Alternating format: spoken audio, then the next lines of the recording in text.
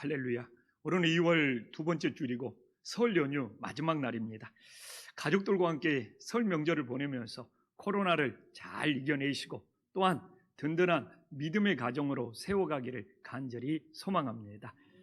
제가 한 달에 한 번씩 계시록을 하고 있는데 오늘 이 서머나 교회를 마무리하면 초대교회 7교회를 다 마무리하는 제 나름대로는 굉장히 의미 있는 날입니다. 오늘 본문에 나오는 이 서머나 지역은 소아시아에서 가장 아름다운 항구 도시였습니다. 지금 시드니가 가장 아름다운 항구 도시 있는 것처럼 이 서머나가 이 항구가 너무 아름다워서 이 로마 사람들이 이 서머나 항구 도시를 휴양지로 삼아서 가장 당대에 유명한 휴양지가 되었던 것이 서머나 지역이었습니다. 또 이렇게 휴양 도시가 되다 보니까 이 서머나 지역은 굉장히 향락과 좀 이렇게 유흥이 많았던 쾌락의 도시가 되었어요. 그렇게 이렇게 유흥과 향락이 많다 보니까 서머나 교인들이 굉장히 경건하게 살았나 봐요. 그러다 보니까 이 유흥지에서 굉장히 향락의 도시가 되었던 이 서머나 사람들이 경건하게 사는 그리스도인들이 눈에 가시였어요. 그리고 유난히 이 향락의 도시였던 서머나에서 이 그리스도인들이 고난과 핍박을 많이 받았다고 합니다. 이게 세상이 타락할수록 우리 그리스도인들이 경건하게 살아가면 세상 사람들의 눈의 가시가 되어서 고난과 핍박을 받는다는 것을 서머나 교인들이 보여주고 있는 것이죠. 그래서 늘 7교회에 서신을 보내면 그 교회와 관련된 하나님을 소개하고 있잖아요. 그래서 오늘 8절에 보면 서머나 교회에 소개되는 하나님은 처음이요 마지막이요 죽었다가 살아나시는 일. 너무 향락의 도시에서 고난과 핍박을 받다 보니까 부활의 소망을 우리 주님께서는 서머나 교인들에게 전해주고 있는 거예요. 너희들이 향락의 도시에서 경건을 지키면서 고난과 핍박을 받을지라도 부활의 주님을 믿음으로 그 고난과 핍박을 견디라는 하나님의 메시지가 담겨져 있는 것이죠. 그래서 저는 오늘 이 말씀을 통하여 이 서머나 교회가 세상의 고난과 핍박을 받았는데 또 주님께서 굉장히 위로와 권면을 서머나 교회에게 오늘 본문에서 전해주고 있어요. 이 말씀을 통하여 우리들의 삶에 적용할 수 있는 은혜의 시간이 되기를 간절히 소망합니다. 그래서 서머나 교회가 고난과 핍박이 심하고 순교자들이 나와서 그러는지 바로 주님께서는 서머나 교회를 위로하고 있습니다. 오늘 이 9절에 보니까 어떻게 위로를 하고 있습니까? 영적으로 부유한 자라고 위로부터 시작하고 있습니다. 오늘 이 서머나 교회는 이렇게 환난과 궁핍이 굉장히 심했어요. 환난은 뭡니까? 외적인 핍박이잖아요. 이게 세상 사람들이 굉장히 핍박하는 환난이 많았다는 거죠. 또 궁핍은 뭐냐? 이 황제 숭배를 안 하면 경제 활동을 못하도록 가로막아버렸습니다. 그러니까 황제 숭배를 거부함으로 경제 활동이 막히다 보니까 얼마나 생활이 궁핍했냐를 우리들에게 보여주고 있는 것이죠. 그래서 서머나 이 도시는 굉장히 부유했다고 합니다. 이 유흥지고 향락의 도시다 보니까 관광객들이 많아가지고 도시 자체는 굉장히 부유했는데 이 서머나 교인들은 경건하여 황제 숭배를 안 하다 보니까 경제활동이 막히게 되고 그러다 보니까 굉장히 궁핍한 생활을 하게 되었다고 합니다. 그런데 주님께서는 위로하고 있어요. 너희들은 영적으로 부유한 자다. 이제 오늘 우리는 초대교회 7교회를 다 마무리하잖아요. 이 3장 17절에 보면 라오디아 교회는 정반대입니다. 외적으로는 세상과 타협하고 세상에 혼합된 신앙생활을 하기 때문에 경제적으로는 외적으로는 굉장히 부유했는데 영적으로는 벌거벗은 라오디아 교회와 완전히 대조를 이루고 있어요. 근데 이게 서머나 교회는 경건한 믿음을 지키고 우상숭배를 거절하다 보니까 굉장히 궁핍한 삶을 살았고, 그래서 오늘날도 우리는 어느 길을 가고 있느냐? 오늘날을 우리는 황금 만농주의 시대라고 하지 않습니까? 이 땅의 교회, 이 땅의 성도들이 세상과 타협하고 세상과 혼합되어서 정말 라오디아 교회처럼 외적으로는 부유하나 영적으로는 벌거벗은 그 신앙의 길을 가고 있는지, 아니면 서머나 교회처럼 경건과 거룩을 지키다가 정말 환난 때문에 궁핍한 그 길을 가고 있는지 대조적으로 우리들에게 보여주고 있는 것이죠. 그래서 지금 너무 세상이 그냥 물질, 만능, 황금 숭배가 심하다 보니까 우리 그리스도인들도 세상의 부유함을 추구하고 따라가다가 우리 자신들이 영적으로 자꾸 벌거벗은 추한 모습이 드러나는 모습은 없는지 정말 우리 자신들을 돌아볼 때라고 생각을 합니다. 그래서 설사 우리들이 서머나 교회처럼 세상에 환난과 궁핍이 있을지라도 우리들이 영적으로는 부유하는 이 위로를 받을 수 있는 하나님의 자녀들이 될 수 있기를 간절히 소망합니다. 또한 주님께서는 서머나 교회를 어떻게 위로하고 있습니까? 지금 세상의 핍박도 힘든데 오늘 이 구절에 보면 유대인들의 비방이 심한 거예요. 그렇잖아요. 세상 사람들의 핍박도 심한데 꼭 그럴 때 유대인들이 끼어들어 가지고 그리스도인들에 대해서 악담을 하면서 비방을 퍼뜨리는 거예요. 그리고 너무 엎친 데 겹친 격으로 설상가상으로 우리 서머나 성도들이 너무너무 힘든 거예요. 근데 주님께서 오늘 구절을 보면 어떻게 위로합니까? 비방당하는 것을 다 알고 있다는 거예요. 야, 여기서 주님께서 서머나 교인들의 마음을 깊게 알고 있다는 거예요. 이게 공감이지 않습니까? 상대방의 힘들고 어려운 마음을 알아준다는 것이 오늘 8절에도 나오고 9절에도 나오면서 서머나 교인들을 위로해주고 있음을 우리들에게 보여주고 있습니다. 그래서 이렇게 환난과 핍박 시대에서는 다른 사람을 비방하고 정죄하기보다는 그 마음을 이해해주고 알아주고 공감해주는 것이 주님이 우리에게 주시는 위로의 방법이 된다는 것을 깨달으시기를 간절히 소망합니다. 그래서 사실 지금 이 코로나가 길어지잖아요. 그래서 긴 병에 효자가 없다는 말처럼 코로나가 길어지다 보고 우리 자녀들을 둔 부모들이 정상적인 학교 생활을 못 하고 막 집안에 있고 그러다 보니까 또 그걸 돌봐야 되는 막 이렇게 엄마들이, 주부들이 여러 가지 코로나 블루라고 그러죠. 코로나 우울증을 호소하면서 사회적인 문제가 되고 있는 거예요. 이렇게 코로나가 길어질수록 우리들이 좀 서로의 마음을 알아주고 서로의 마음을 공감해 주는 것이 정말 하나님이 우리에게 주시는 최고의 위로가 됨을 믿으시기를 간절히 소망합니다. 그렇기 때문에 이때도 우리 성도님들은 서로를 위로해 줘야 돼요. 막 세상 사람들이 비방한다고 막 자신도 의로운 것처럼 숟가락 하나 더 얹고 비방하는 것이 아니라, 저는 지금 하나님께서 우리들에게 원하시는 마음은 오늘 주님께서 서머나교회의 이 모든 것을 알고 공감하고 위로해 주는 것처럼 서로에 대한 위로와 배려가 필요한 시대가 지금이라고 생각을 합니다. 앞으로도 이게 어떻게 진행될 줄을 모르잖아요.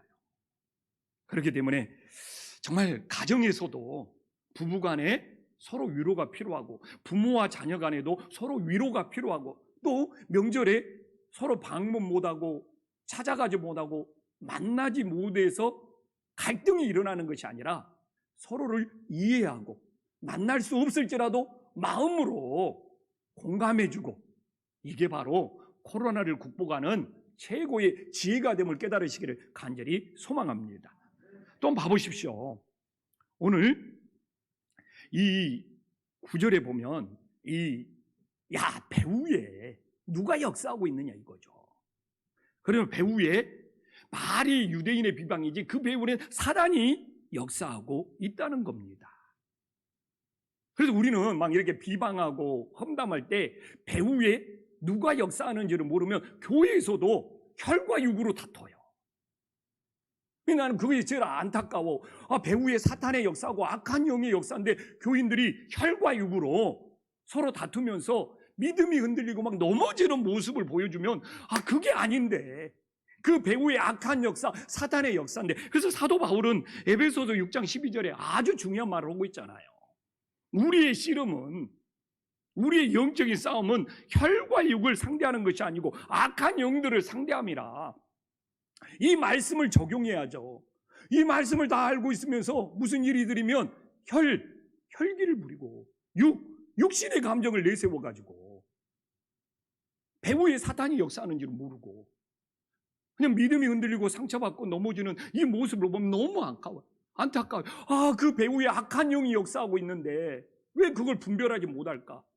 다른 사람에게는 이 말을 잘 전해주면서 자신에게 닥치면 악한 영의 역사란 걸 오면서 그 혈기를 다스리고 그 육신의 감정을 다스려서 하나님의 뜻을 차지하려는데 자기는 혈기와 육신의 감정에 빠져서 늘 흔들리고 어려움을 겪는 그런 안타까운 모습을 봅니다. 저도 똑같아요.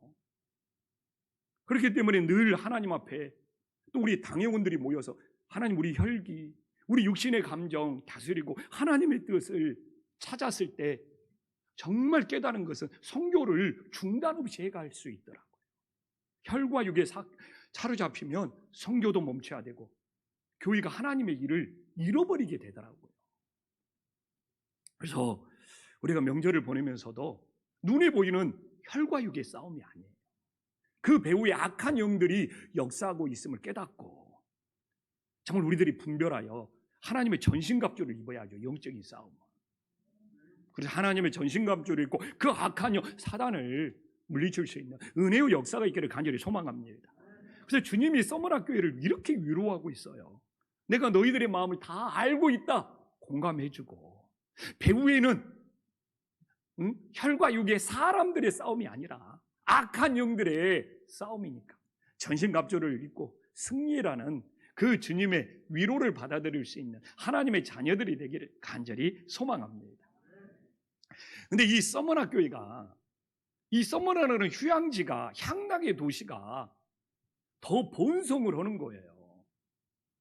더 번성을 너무 항구가 아름답다 보니까 그리고 이렇게 항구 막 뱃사람들이 모이는 곳 그리고 막 로마인들이 막 휴양을 떠나오다 보니까 이 태폐적인 향락이 심해지는 거예요. 그러니까 서머나 교인들의 고난이 안 끝났어.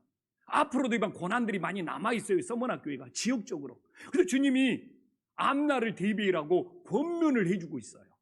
위로 다음에 오늘 이 서머나 교회에게는 권면이 나오고 있습니다. 어떤 권면을 하고 있죠? 10절에 나오잖아요. 장차 앞으로 받을 고난을 두려워하지 말라. 이게 서머나 교인들이 지금까지도 고난을 받았는데 또 이렇게 이제 그래서 굉장히 고난에 대한 트라우마가 있는데 앞으로도 고난이 남아있고 그 고난을 두려워하지 말라고 하는 거예요. 그러면서 주님은 10절에 구체적으로 이야기를 해줍니다. 10절 봐볼까요? 마귀가 장차 너희 가운데에서 몇 사람 오게 던져 시험을 받게 하는. 근데 실제 이런 일이 일어나요. 이 편지를 받은 사도 요한의 제자 폴리갑, 이 폴리갑 감독이 실제 이 마귀가 폴리갑을 정말 시험 들게 하고 이렇게 해서 폴리갑이 순교까지 하는 일이 실제 서머나 교회에서 일어납니다. 근데 서머나 교회에서 폴리갑이 이 일을 당하기 전에 이 편지를 먼저 보내주고 있는 거예요. 왜 그러느냐? 모르고 당하면 더 두렵다는 거예요. 그러니까 하나님께서 미리 알려주면서 깨워서 기도로 준비하라고 하는 거예요. 이게 사람이 모르면 더 공포심과 더 두려움이 생겨요. 그러나 알면은 깨워서 기도로 준비할 수 있는 거예요. 이게 서머나 교회에게 미리 알려주면서 깨워서 기도로 준비하라는 거예요. 제가 제일 두려웠던 것을 지금도 잊어먹지 않습니다. 우리 동기 군대에 가서 우리 동기 4명이 이렇게 자대 배치를 받고 갔는데 군기를 잡는다고 포창고로 부르는 거예요. 근데 포창고는 외부의 빛이 하나도 안 들어와서 정말 어둡고 앞 사람이 보이지 않는 거예요. 그러니까 우리 동기 4명을 세워놓고 석 달 고참이 두드러 패기 시작하는데 와, 어디서 주먹이 날아온지도 모르고 누가 맞을지도 모르니까 그 두려움이 제일 크대요. 안 보여. 근데 주먹이 날아와서 막 턱턱 맞는 거예요. 그래가지고 어젯밤에는 우리 사회의 흐름을 알아야 됩니다. 미투가 굉장히 우리 사회에 이슈가 되었는데 이제는 폭력으로 넘어갔잖아요. 자녀 학대도 폭력이거든요. 이게 학대나 폭력, 자녀 학대, 폭력, 그다음에 학교 폭력, 지금 폭력의 문제로 옮겨갔어요. 그래서 나도 그 석 달 고참을 인터넷에 한번 올려볼까? 이름도 안 잊어먹어. 최성갑. 야, 포창고에 내려가서 보이지도 않는데, 근데 옆에 동기들이 맞을 때 더 두렵더라고요. 막. 누가 맞는지도 모르는데 옆에서 막 비명소리가 팍팍팍팍 들리니까. 그래서 어제 한번 그 생각을 했다니까. 최성갑.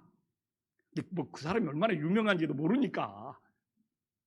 이게 지금 시대의 흐름들을 우리가 잘 알아야죠. 그래서 또 감사하더라고요. 아이, 나는 맞고 살아서 다행이다. 저는 싸움 못해서 맞고 살았어요. 믿거나 말거나. 그리고 마음이 편하고 이제 다리 쭉 펴고 잤습니다. 그렇기 때문에 우리는 주님께서는 미리 알려주시는 거예요.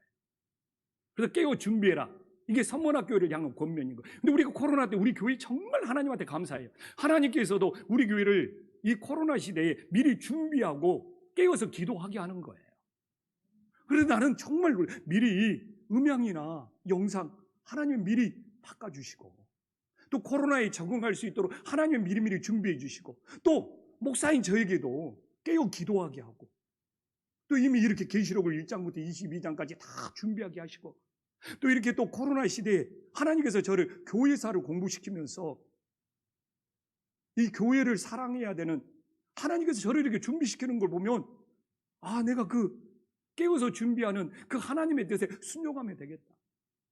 그리고 우리 교회가 정말 하나님의 은혜는 하나님이 미리 우리 교회를 코로나 시대를 극복할 수 있도록 하나님이 진짜 준비시켜가는 걸 보면서, 그것이 또 코로나 시대에 많은 어려움도 있지만 주님이 주시는 놀라운 은혜예요. 그래서 늘 하나님께서는 우리를 이렇게 서머나 교회처럼 깨어 준비하라고 했을 때 그걸 순종하면 그 환난을 이겨내고 승리하지만, 정말 깨어 준비하라고 했을 때 그걸 우리들이 영적으로 분별하지 못하면 그 환난 속에 우리들이 흔들릴 수 없다는 것을, 밖에 없다는 것을 다시 한번 기억할 수 있기를 간절히 소망합니다. 또는 어떻게 권면합니까? 10절에 보면 죽도록 충성하라는 거예요. 여기서 충성이라는 것은 변함없는 믿음을 말하는 겁니다. 이 마지막 때의 충성은 무슨 일을 많이 하는 것이 아니라 마지막이 될수록 충성은 끝까지 한결같이 그 믿음을 지키는 거예요. 근데 얼마만큼? 죽기까지, 죽을 수 있어도 믿음만은 변치 말아나는 것이 죽도록 충성하는 겁니다. 이 시대의 충성은 뭐냐? 끝까지 내 믿음을 변함없이 지키는 거. 코로나가 아니라 코로나 할아버지가 올지라도 믿음만큼은 흔들리지 않고 그 믿음을 지켜내는 것이 충성이에요. 근데 어느 정도까지 죽을 수 있을지라도 믿음만큼은 변하지 말고 충성해라는 것이죠. 왜 그렇습니까? 그렇기 때문에 오늘 이 8절에 나와 있지만 부활의 주님이기 때문에, 부활의 주님이 아니라면 죽도록 끝까지 믿음을 지키는 충성을 해라고 말할 수가 없게 되는 것이죠. 그래서 우리들이 부활의 소망을 믿는다면 정말 끝까지 우리의 믿음이 흔들림 없이 지킬 수 있는 은혜의 역사가 있기를 간절히 소망합니다. 근데 이렇게 초대교회 가요, 황제에 따라서 핍박하는 황제가 있고 또 어떤 황제는 핍박을 안 해. 이게 막 반복이 되는 거예요. 그래서 핍박하지 않는 로마 황제가 등장하면 교인들이 많아져요. 그러다가 네로라든지 도미티아누스라든지 마르크스 아울레리우스라든지 핍박하는 황제가 나타나면 죽도록 충성하지 못하고 배교하는 교인들이 많아지는 거예요. 이게 계속 반복이 되는 거예요. 그러다가 또 핍박하는 황제가 죽거나 사망을 하면 또 배교했던 교인들이 교회로 다시 돌아오는 거예요. 그래서 초대교회에는 세 종류의 교인이 있었답니다. 핍박을 받아서 그냥 순교해버리는 순교자가 있었고, 또 하나는 고백자, 감옥에서 순교의 날짜를 기다리는데 그때는 황제가 자주 교체되고 자주 죽었잖아요. 핍박하는 황제가 죽음으로써 감옥에서 풀려나 그 사람은 고백자가 되는 거예요. 그리고 믿음을 지키지 못하고 황제에게 우상숭배해버리고 배교자들이 또 그렇게 많아서 너 순교자 집안이냐, 고백자 집안이냐, 배교자 집안이냐, 이렇게 하면서 막 신앙의 등급이 갈라지는 거예요. 근데 문제는 뭡니까? 이게 준비하지 못한 신앙. 그러니까 황제의 핍박이 없을 때 그냥 평안할 때 신앙생활을 하다가 깨어 기도하지 못하고 깨어 준비하지 못한 신앙들은 고난이 닥치면 다 배교해버리는 거예요. 근데 이제 배교자가 또 황제가 바뀌어가지고 황제가 교회를 핍박하지 않으면 이 배교자들이 다시 교회로 돌아오는 거예요. 그래서 초대교회 문제는 무엇이었느냐? 이 배교자를 어떻게 받아들여야 되느냐? 그러면서 초대교회에 분열이 시작이 된 거예요. 한국도 이 일을 겪고 있는 거예요. 어떻게 분열이 되다느냐? 끝까지 믿음을 지켜야지 배교한 사람들은 받아들일 수 없다. 순결파. 아니다. 우리는 예수님의 사랑으로 용서해야 된다. 용서파. 그리고 이 순결파와 용서파가 대립해가지고 교회가 분열되고 초대교회가 갈라지는 거예요. 우리 성도님들 어떻게 해야 됩니까? 순결파입니까? 용서파입니까? 이것 가지고 대립하면 우리 교회도 갈라지는 거예요. 저는 순결파겠습니까? 용서파겠습니까? 그냥 갈라질까 봐 답변 못 하겠어요. 본인은 순결파인데 내가 만약에 용서파라고 그러면 목사님하고 나하고 마음 안 맞네. 나눠줘 버리면 어떻게 하겠어요? 근데 실제 초대교회. 근데 이 순결파를 지향하는 이 도나투스 이 파를 들어가 보면 내로남불이에요. 자기하고 친척이나 자기하고 관련된 사람들은 다 용서를 하면서 다른 사람을 향해서만 순결의 믿음을 강요하는 거예요. 그리고 이 도나투스 때문에 초대교회가 갈라져 버렸어요. 그러니까 우리도 일제 이 식민지가 끝나고 해방이 되니까 교회가 이 문제에 똑같이 직면한 거예요.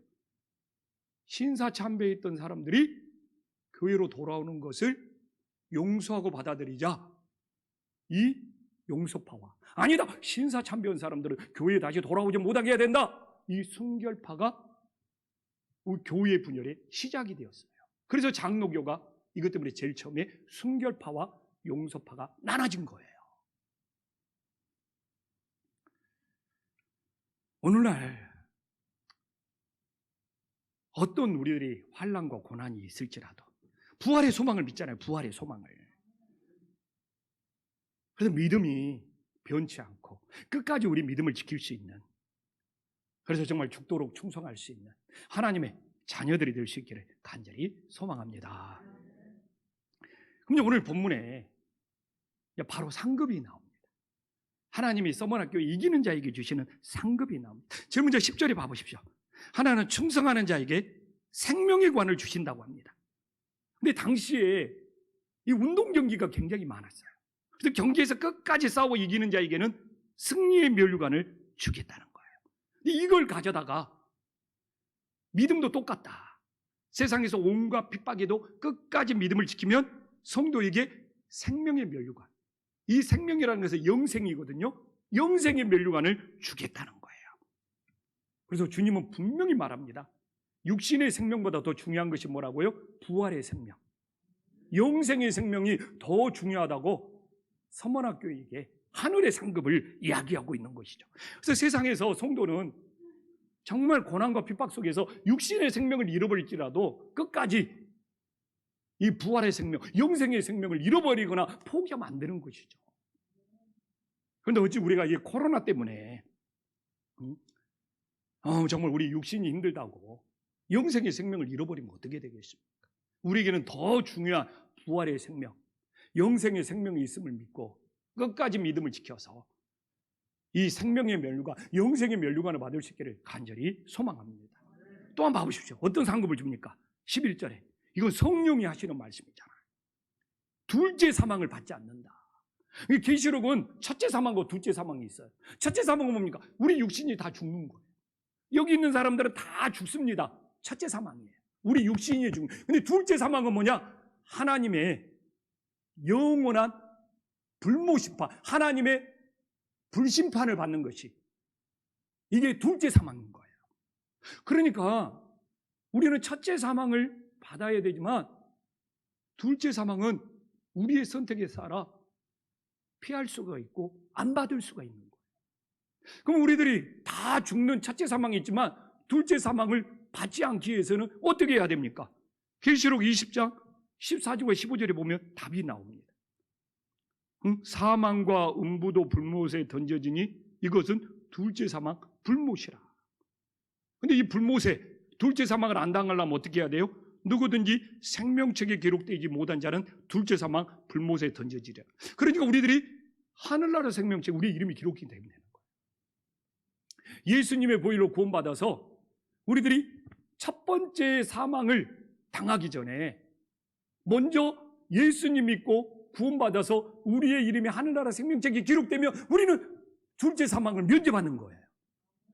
그러나 첫째 사망을 당할 때까지 예수님을 영접하지 않고 믿지 않냐면 그 사람은 둘째 사망을 받아야 되는, 자기가 선택하니까 어쩔 수 없죠. 그래서 우리는 정말 첫째 사망 당하기 전에 모두 다 예수님 믿고 구원받아 둘째 사망을 받지 않는 은혜의 역사가 있기를 간절히 소망합니다.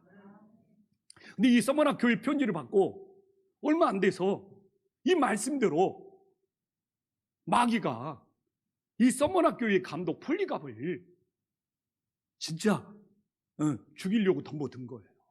근데 폴리갑은 이 편지를 알았기 때문에 늘 깨워서 준비했고, 폴리갑 감독의 소원은 하나님 나라 갈 때 순교자로 가고 싶었어요. 순교자로 본인은 가고 싶었던 거예요. 그냥 가지 않고 순교자로 가고 싶고, 내가 순교의 제물이 돼야지. 사도 요한이 스승이잖아요. 수제자잖아요. 사도 요한처럼 나도 순교의 제물로 하나님 나라 가고 싶다. 한평생 기도를 해야 되는데 그 당시 순교도 하나님이 허락해야지 가능하다고 생각을 했어요. 근데 서머나 교회에도 황제 숭배의 강요가 닥치니까 폴리갑은 황제 숭배를 거절함으로써 이제 로마 총독에게 끌려간 거예요. 그러면서 이 로마 총독이 이 폴리갑 감독에게 예수를 욕만 하면 살려주겠다. 폴리갑 감독이 86세거든요. 나는 86년 동안 예수 그리스도의 종으로 살았다.